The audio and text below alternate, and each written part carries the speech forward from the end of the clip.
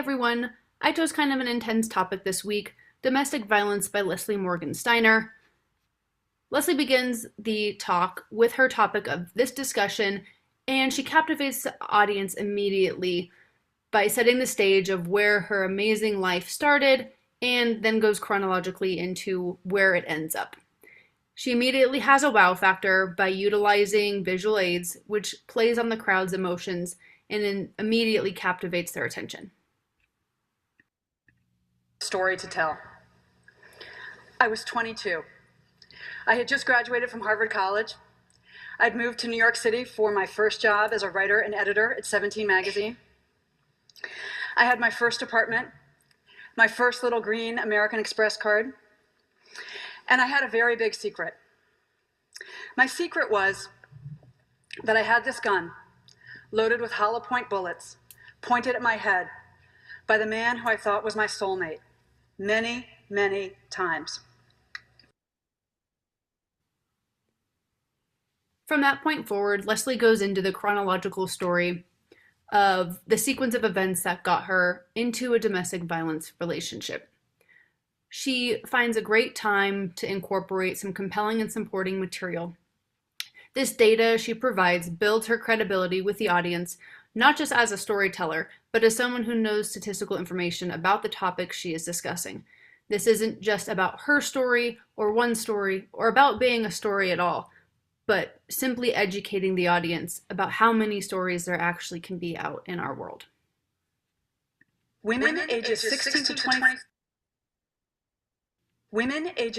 to 24 are 3 times as likely to be domestic violence victims as women of other ages.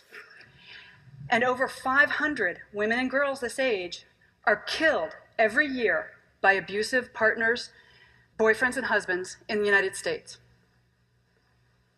I was also a very typical victim because I knew nothing about domestic violence. Throughout her entire TED Talk, she uses a very serious but calm tone to match the topic of discussion, hence my topic of her vocal expression. However, on occasion, she will engage the audience with an appropriate amount of humor, not about humorous domestic violence, but in light of how this cycle goes in sequential order. That the first stage in any domestic violence relationship is to seduce and charm the victim.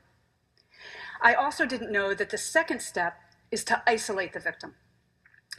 Now, Connor did not come home one day and announce, hey, all this Romeo and Juliet stuff has been great, but I need to move into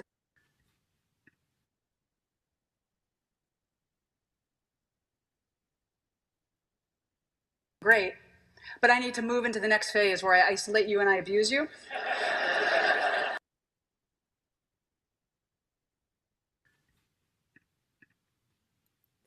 Like the last slide, you hear the crowd laugh a little, and they probably enjoy it since this is such an intense topic and she's given some intense story and some intense facts.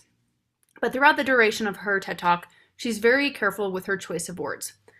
Throughout, you'll notice that she talks in a very simple vocabulary. She's not intimidating to the audience with the facts that she's providing, but rather she speaks in an educational tone for them to grasp all of the information about this topic.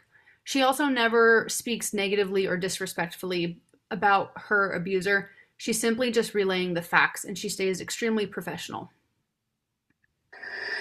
The other question everybody asks is, why doesn't she just leave? Why didn't I walk out? I could have left any time. To me, this is the saddest and most painful question that people ask, because we victims know something you usually don't. It's incredibly dangerous to leave an abuser, because the final step in the domestic violence pattern is kill her.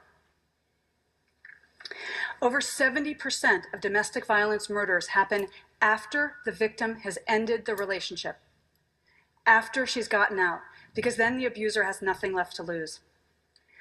Other outcomes include long-term stalking, even after the abuser remarries, denial of financial resources, and manipulation of the family court system to terrify the victim.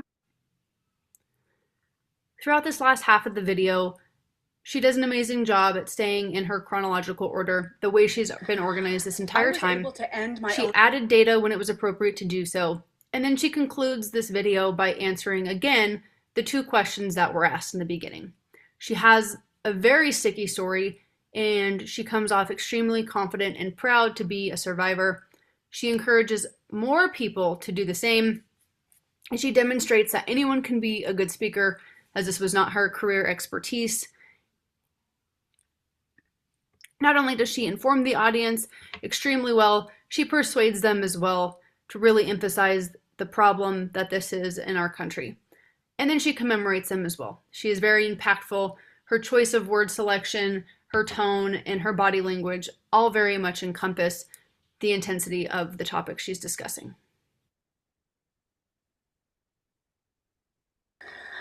I was able to end my own crazy love story by breaking the silence. I'm still breaking the silence today.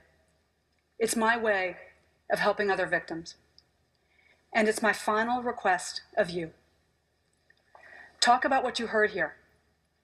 Abuse thrives only in silence. You have the power to end domestic violence simply by shining a spotlight on it. We victims need everyone. We need every one of you to understand the secrets of domestic violence. Show